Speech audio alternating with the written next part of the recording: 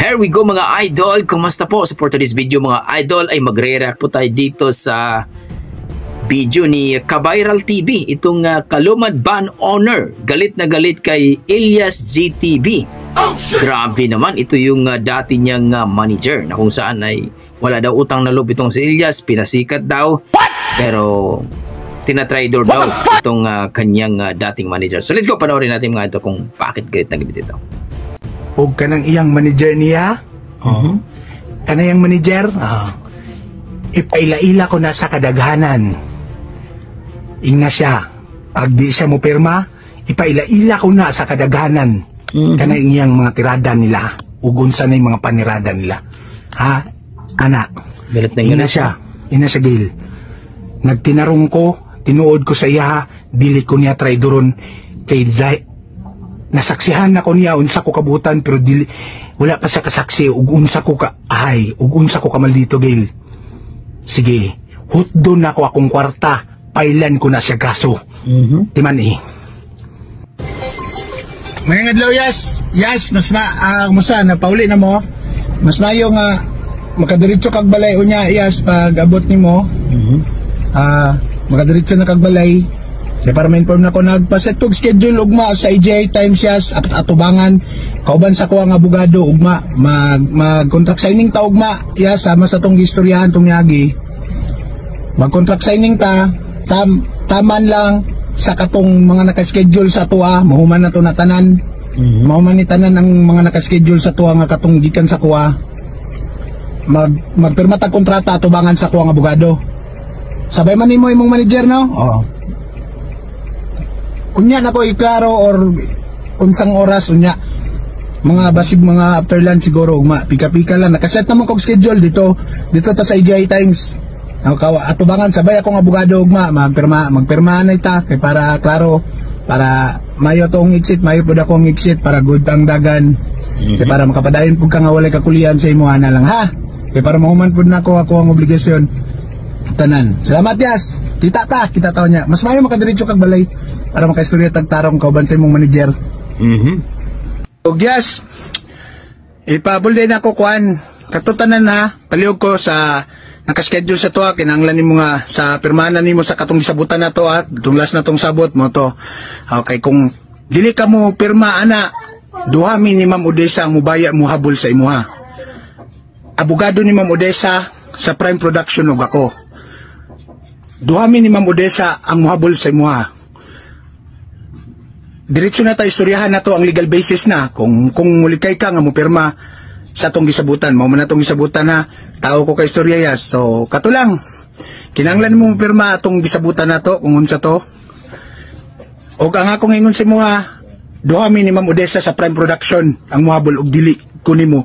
Dili ka mo tupad sa imong gistoryahan na to og dili ka mo pirma. Iklaro lang nako dan ha. Salamat Yas.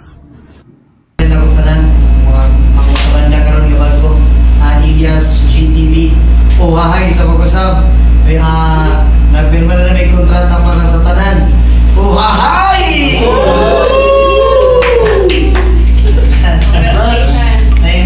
Hahay! Mayong adlaw dia po dia sa inyong tanan.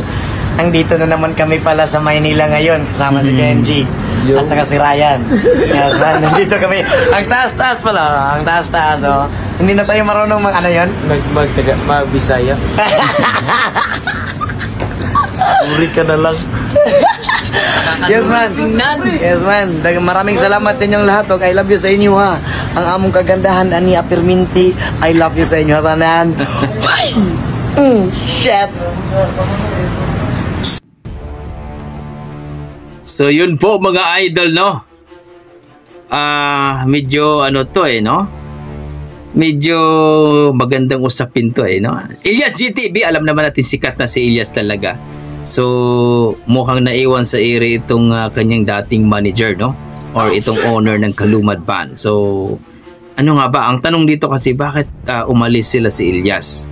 No, marami nagsasabi dito na pinapasikat daw itong si Elias GTV ng Kalumad Ban, pero marami nagsasabi din dito na tawag dito na si Elias daw ang nagpapasikat ng Kalumad Ban. So ito, basahin natin tong comments ni G.K. Blair, no? Sabi niya, mayroong kumakalat na tseka dito sa amin na yung binayad sa manager 400,000. Pero ang binigay lang daw ng manager nila sa kanila 3K to 4K. Kaya tama lang na umalis sila si Elias sa kanila. Well, para sa akin naman mga idol, medyo maliit. Kasi siyempre 3K, maliit na yan. At saka malaki na yung talent ni Elias, no? Siguro dati, yung mga hindi pa sikat sila, okay yon. Pero ngayon, sikat na eh. No? So, sabi ng isa dito, Rama, no? Kalumadban si Elias ang nagpapasikat sa inyo, dinala kayo ni Elias sa kasikatan. Pag nawala si Elias kalumadban, bagsak ang kalumad. Agree ba kayo? Well, mga idol, tama din yun para sa akin kasi pag mawala talagang isang vocalist, lalong-lalo na kung magaling din talaga ang vocalist mag-entertain. So para sa akin mga idol, kung hindi po nakaperma ng kontrata si Elias, kasi ayon dito sa kanyang manager, na permahan daw ni Elias, so hindi pa nakaperma, no? So ibig sabihin walang mahabol ang manager niya dito kasi wala namang kontrata siguro na permahan dito. Unless kung nakaperma si Elias, ayun, may mahabol sila dito kay Elias. Para sa akin mga idol kasi kung wala kang kontrata, paano ka nga mahabol? Kung wala ka namang kontrata na pinirmahan mo, no? So ang maipit dito ang manager, kunyari mayroong naka-schedule na concert ni Elias, no? Nakuha ng kwarta, nakuha ng pera, pero mag-concert pa si Elias, walang napirmahan.